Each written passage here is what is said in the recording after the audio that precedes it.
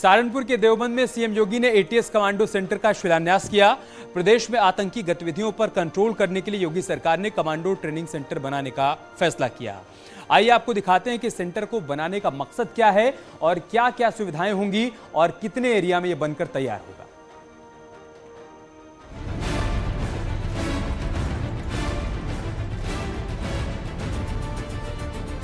सहारनपुर के देवबंद में anti terrorist squad के सेंटर का शिलान्यास हो गया। प्रदेश में आतंकी गतिविधियों को रोकने के लिए योगी सरकार ने देवबंद में एटीएस सेंटर का फैसला किया। एक तरफ समृद्धि के लिए टैबलेट और स्मार्टफोन होगा तो दूसरी तरफ हमारी कमांडो फोर्स भी आतंकवाद को नेस्तनाबूद करने के लिए तैयार होगी। दरअसल पश्चिमी यूपी में सहारनपुर का देवबंद क्षेत्र सेंसिटिव माना जाता है। अक्सर रोहिंग्या और आतंकी गतिविधियां इस इलाके में सामने आती रहती हैं। ऐसे में योगी सरकार ने इस क्षेत्र को सेंटर के लिए चुना।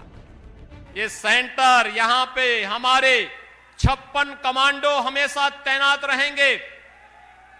कहीं भी आसपास के क्षेत्र में कोई हरकत हुई नहीं, दिन में, रात में, सुबह, शाम हर समय वे तैयार रहेंगे और फिर उनका काम तमाम करने के लिए कुछ ही मिनटों में वे वहां पहुंचेंगे। देवबंद में बनने वाला एटीएस सेंटर 2000 वर्ग मीटर जमीन पर बनेगा। इसमें 15 आईपीएस अधिकारियों के साथ 56 तेज तर्रार कमांडो की तैनाती होगी। एसपीजी आर्मी की देखरेख में इनकी ट्रेनिंग होगी। दरअसल उत्तराखंड हरियाणा की सीमा पर देवबंद में बनने वाले इस सेंटर से तालिबान समर्थकों पर नकेल कसने का दावा किया जा रहा है और हम आतंकवादियों को ठोकने के लिए एटीएस का सेंटर बना रहे हैं। उनको ठिकाना लगाने के लिए सेंटर बनाए जा रहे हैं। अगर देश के खिलाफ साजिश करोगे, हमारे नागरिकों की सुरक्षा के लिए खतरा बनोगे तो हमारे कमांडो तुम्हें निकाल करके कहीं भी छुपोगे, ओसामा बिन लादेन की तरह कहीं भी छुपे रहोगे तो भी निकाल करके तुम्हारा काम तमाम करने का कार्य करेंगे। योगी सरकार का दावा है कि एटीएस सेंटर के एक्टिव होने पर तालिबान समर्थकों पर नकेल कसेगी, आतंकवादी घटनाएं रुक जाएंगी, रोहिंग्या घुसपैठ पर लगाम लगेगी, अफगानिस्तान से आए युवकों पर नजर रखी जाएगी। दरअसल देवबंद नगर का नाम कई बार कथित आतंकी गतिविधियों के कारण चर्चा में रहता है, क्योंकि देवबंद में दारुल उलूम भी है, जहां देश और दुनिया के युवक बाहर से आते रहते हैं। इन युवकों पर निगाह रखने के लिए योगी सरकार एटीएस सेंटर का निर्माण करा रही है।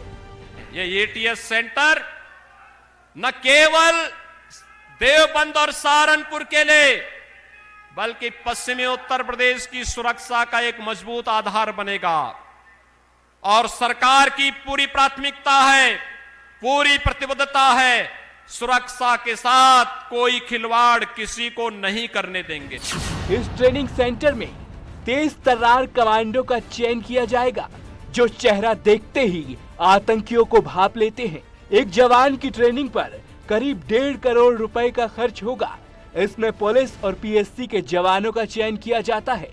जवानों को कमांडो बनने के लिए 3 टेस्ट से होकर गुजरना पड़ता है, जिसमें मेंटल, फिजिकल और टेक्निकल टेस्ट होते हैं। इसके बाद आखिर में सामान्य ज्ञान के टेस्ट के बाद कमांडो की ट्रेनिंग शुरू होती है। क्या अपराध और अपराधियों के प्रति जीरो टॉलरेंस की नीति के तहत कार्य करेंगे। जीरो टॉलरेंस पहली बार आपने देखा होगा, 5 साल होने जा रहे हैं और प्रदेश में कोई दंगा नहीं, क्योंकि दंगाइयों को मालूम है दंगा करेंगे तो 7 पीढ़ियां भरते भरते थक जाएंगी, लेकिन भरपाई नहीं होगी। जाहिर है देवबंद में बनने वाला एटीएस सेंटर पश्चिमी यूपी में आतंकी गतिविधियों को रोकने की बड़ी कोशिश है। Bureau report, news 18। और चलिए आपको बताते हैं कि देवबंद के अलावा कहां-कहां पर एटीएस के सेंटर बनने वाले हैं। उत्तर प्रदेश के कौन कौन से हिस्से में एटीएस सेंटर बनेगा, मेरठ में बनेगा। इसके अलावा अलीगढ़ में और श्रावस्ती में भी एटीएस सेंटर बनाया जाएगा। इसके अलावा और कौन कौन से जिले हैं? बहराइच में भी एटीएस सेंटर बनेगा, ग्रेटर नोएडा में भी प्रस्तावित है, यहां पर भी एटीएस सेंटर का निर्माण भविष्य में होने वाला है। इसके अलावा आजमगढ़ और कानपुर, ये 2 और शहर हैं जहां पर एटीएस कमांडो सेंटर बनाने का प्रस्ताव फिलहाल पास हो चुका है, यहां पर भी बनना है।